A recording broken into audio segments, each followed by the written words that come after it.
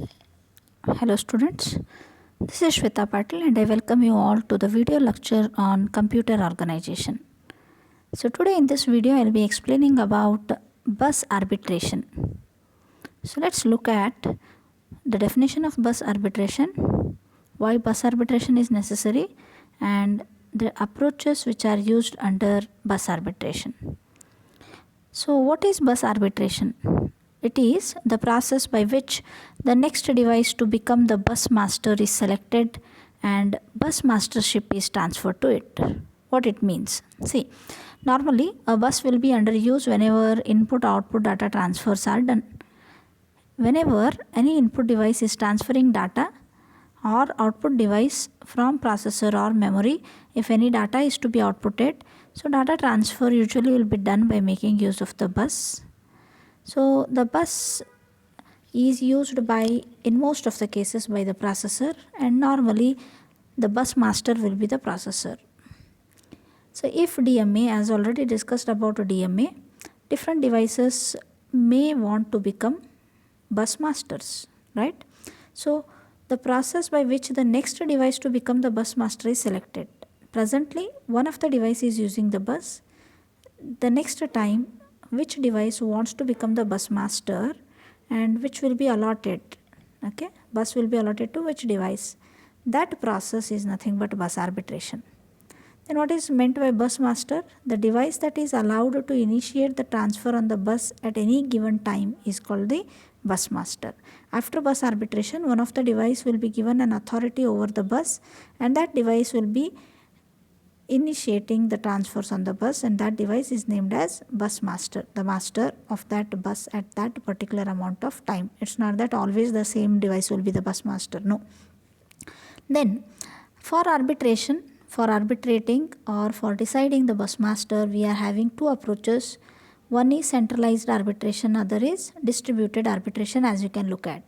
Okay, so moving to what is centralized arbitration. Here you can look in the figure. You are having a processor. You have two lines called as BB SY bar and BR bar. You are having DMA controller 1, controller 2, which are connected from processor through BG1, BG2, all, right? So what is centralized arbitration? Bus arbiter may be the processor or a separate unit connected to the bus. Who will be the arbiter of the bus? The processor itself, or it may be any separate unit which is connected to the bus. Normally the processor will be the bus master and it will be holding the bus. It will grant the bus until the other DMA wants to get the mastership. Okay, so DMA controller will be requesting the control of the bus by asserting bus request line. See now, see the diagram. You can look at processor is there, DMA 1, DMA 2, likewise many number of DMAs may be connected. They are connecting or they are giving two different types of signals. One is BBSY bar, other is BR bar. What is BBSY stands for? Bus busy signal, and BR stands for bus request signal. And one more signal you can get to know, that is BG. BG is bus grant signal which is transferred from processor to the devices, that is DMAs, DMA 1, DMA 2, DMA 3 likewise. So whenever any of the DMA want to access the bus, want the ownership of the bus, at that time it sends a request line on the BR bar. Okay, it sends a signal called as BR bar, means it asserts that line as 0. BR bar is active for 0 voltage. Okay, so it asserts a signal called as BR bar and that signal will be passed to the processor. The processor will look that, yes, maybe assume DMA 2 wants and it has asserted BR bar signal. It comes to know that yes, bus is under request by DMA 2. Not especially, it will not get to know which DMA, but it gets to know a request is there for the bus. So if the processor needs bus, then what it will do? It will not send the grant signal. If it is free and bus can be granted, then what it does? It sends a signal called as BG. BG is bus grant signal. To the first device, it will be the signal called as BG1. So DMA controller 1 will get BG1. It looks whether it needs bus, whether it wants the mastership over the bus. if it is having any work, then what it does, it takes the bus, that is the grant signal will not be forwarded to DMA controller 2, it will be withheld there only, and the bus busy signal will be made low, means it indicates the other devices or the other controllers that bus is already under use, it is busy. By making bus busy signal, it will, what it will do, it tells the other controllers that the bus is busy. If DMA controller 1 has not requested the bus, if it don't want the bus, then the processor which has sent BG1 signal, that signal will be propagated towards controller 2 as BG2. So as already known, DMA controller 2 is in need of bus, so it takes the bus, okay, then it puts bus busy signal on that line so that other devices will not be allowed to request for the bus, okay. After keeping bus busy signal, what the DMA will do, it will take the bus and it starts executing. See now, BG1 signal is connected to DMA controllers in a daisy chain fashion. BBSY signal is 0, it indicates that bus is busy. When BBSY becomes 1, the DMA controller asserted the bus request can acquire control of the bus. When the BBSY becomes 1, when assume DMA 2, now it is presently the bus master, so it leaves the bus. At that time what it will do, it will make that line high.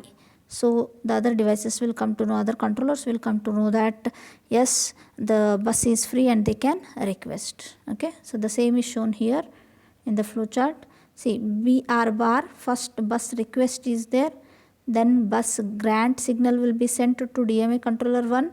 If DMA controller 1 needs the bus, then directly it will go to BBSY bar, bus is busy, it will send the signal called as bus busy and takes the ownership of the bus. But if the first device don't want the bus, then the same signal is propagated as BG2, that is shown in the diagram, okay. Then what it does, it will be given to BG2 and BG2 will make BBSY bar as low. After providing bus busy signal, the DMA will take, DMA controller 2 will take the in charge of the bus, will become the in charge of the bus. This is all about the first one called as centralized arbitration. The second one is distributed arbitration. What is it? Distributed. So what comes under distributed? One second.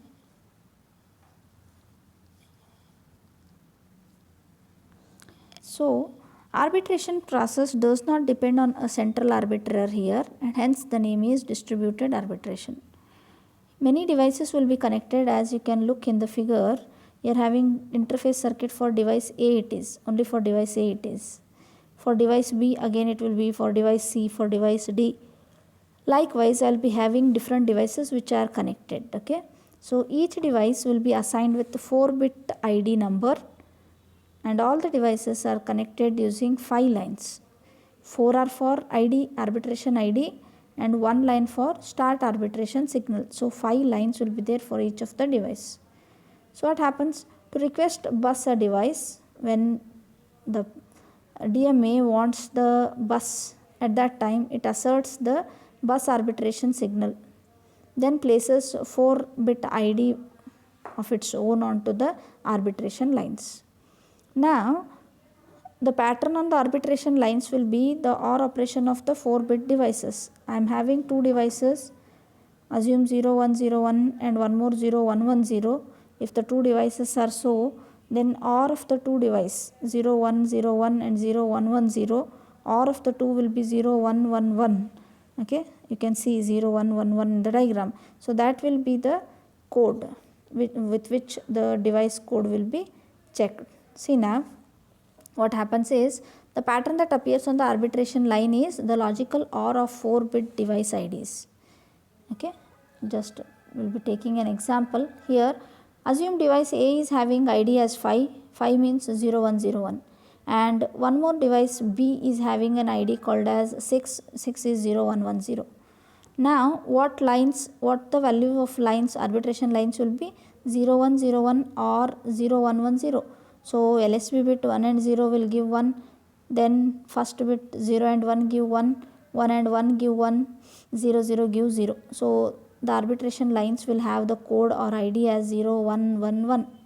Now what happens, device A starts, device B also starts to compare their ID with the ID which is present on the arbitration lines. How? From MSB towards LSB. So for device 5, what is the ID? 0 1 0 1. And what is the ID present on the arbitration line? 0 1 1 0. So MSB bit is 0. So here also in arbitration lines it is 0. First bit, that means 1, the next bit is 1, here also it is 1, so nothing happens. The next bit is 0 in device A, but on the arbitration lines it is 1, there they are differing. If they are same, it will move to the next bit. If they differ, then what happens? Yes, if they differ, that bit along with the rest of the bits, the LSB bits will be made 0. Fine.